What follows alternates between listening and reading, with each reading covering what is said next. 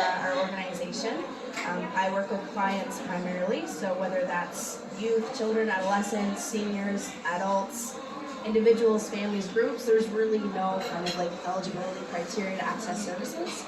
As long as they identify as a person of African descent, they're more than welcome to, meet with myself or any other member of our team. Our information is on our website. We have a newsletter and a membership that we often like to promote and share with folks. They can give us a call, email, website inquiry, kind of anyway. A lot of it is word of mouth, especially for the Black community. Everybody speaks to one another and everybody's talking to their neighbor and the person they met at church. So word of mouth is typically how our name gets around, but folks are kind of more than welcome to meet with me or anybody that we work with. So what do you do when you're not doing the social work? Working at other jobs, trying to make money to stay housed. Exercise, a lot of self-care. We talk a lot in social work about taking time for yourself. Just given the kind of nature of work that we do, I like to go for walks and play sports. I like to dance. That's kind of my fun, relaxing little thing, my fun fact, if you will. And yeah, just kind of take some time for myself and make sure that I'm supported and that I'm charged up and then ready to help and support other people. It sounds like you're a fan of self-care, and that's so important. I'm learning that myself, that if I walk every day, just a little bit, it makes a difference, because I suffer from depression. And that once it gets me, I'm bedridden, and I can't get out of bed, so you have to fight it. You have to keep busy. Keeping busy keeps your mind active. So in closing, is there anything that you would like to say? Just thank you for the invitation to be here. I was at another event over the summer, and I see that it's grown so much. There's so many more people here and so many more new additions and new faces. So happy that you're doing this, Anne, and I'm really proud of the work that you're doing. So Thank you so much. Thanks, Anne. Okay, so we've got the next person up is Meredith Cox. Yeah. So if you could introduce yourself and just tell us a little bit about your role in the community. Hi, Anne. Thank you for having me. Hi, everybody. My name is Jasmine Hoffman, and I am the outreach social worker for the Nova Scotia Association of Black Social Workers. I'm originally from Guysborough, Nova Scotia. I identify as an African Nova Scotian woman. I'm proud to be here, and I'm happy to speak about some of the issues that the Black and African Nova Scotian community are facing. And what would be some of those things that you're facing? You knew that question was coming. Well, I would say a lot. Certainly mental health is one of the big things.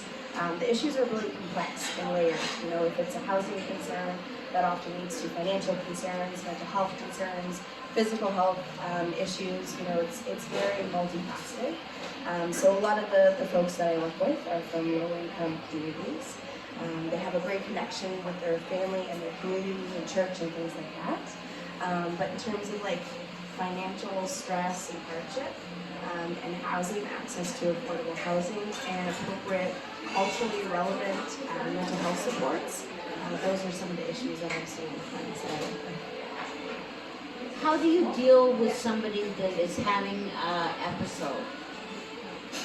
Yeah, so for folks who are having a mental health crisis, or something that I'd say is just survival mode, because a lot of our clients are really just working day to day trying to get through things. So we have in-house counseling through our organization.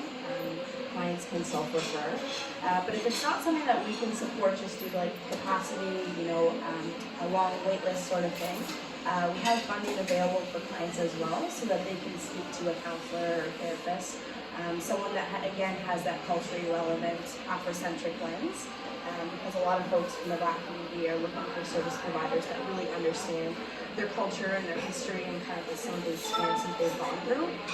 And certainly partnering with other organizations that have supports as well. I think it's important for everybody to work in collaboration, because resources are limited for most nonprofits. So kind of working together to try and find solutions is kind of key.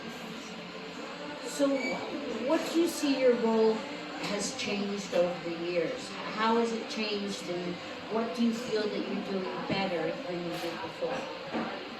Good question, Anne.